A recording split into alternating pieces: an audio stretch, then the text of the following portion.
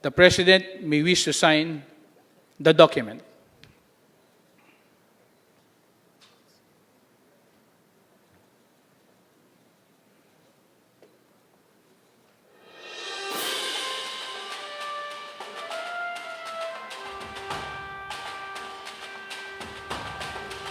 May we invite everyone to face the cameras for a quick photo opportunity.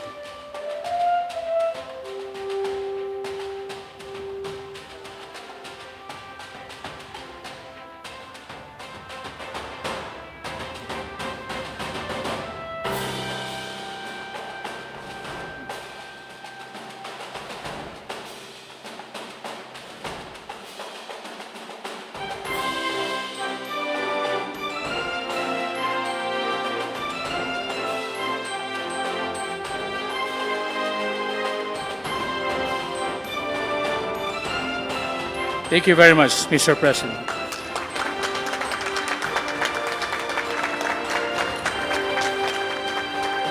I am pleased to join you here as we sign into law the SIM Card Registration Act. With the signing of this act, we will finally achieve what has long been overdue, an effective means of regulating the issuance of SIM cards to curb the spread of spam text messages and scams.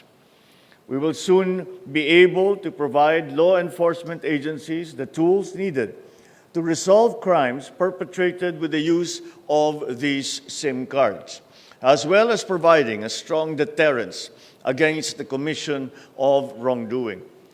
Under the SIM Card Registration Act, every public telecommunication entity or direct seller shall be required to demand end users of SIM cards to present a valid identification document to validate their identities.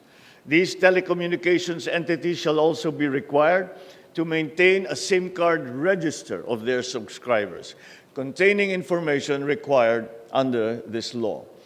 It also mandates that they submit a verified list of their authorized dealers and agents nationwide to the National Telecommunications Commission, with updates every quarter of the year.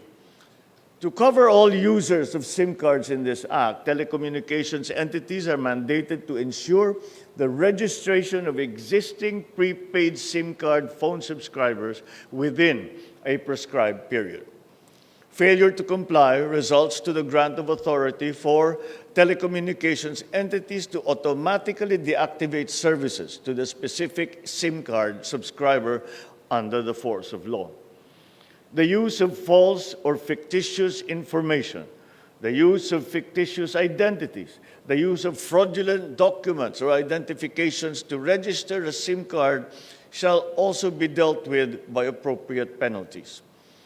Crucially as well, included in this crucial piece of legislation are provisions that make paramount the protection of confidentiality and data privacy rights of subscribers, which shall begin to take effect at the point of sale. Any information in the SIM card registration shall be treated as absolutely confidential unless access to this information has been granted by the written consent of the subscriber. These public telecommunications entities shall only be required to disclose information contained in the SIM card upon a duly issued subpoena or order of a court upon finding of probable cause. They can likewise be compelled to do so upon written request from a law enforcement agency in relation to an ongoing investigation, that a particular number is used in the commission of a crime or that it was used as a means to commit an unlawful act. Appropriate penalties shall be imposed for any breach to this confidentiality due to negligence, for spoofing a registered SIM card, for the selling of stolen SIM cards, and for the sale or transfer of a registered SIM without complying with required registration. So I commend the legislators from the House and from the Senate for coming up with this timely and necessary law. It is the first legislative measure that successfully passed the approval of the bicameral panel of both houses in the 19th Congress. Truly, the legislation is going to be welcomed by many of our people, especially now with reports of the commission of various crimes using mobile phones, including proliferation of text scams and spam.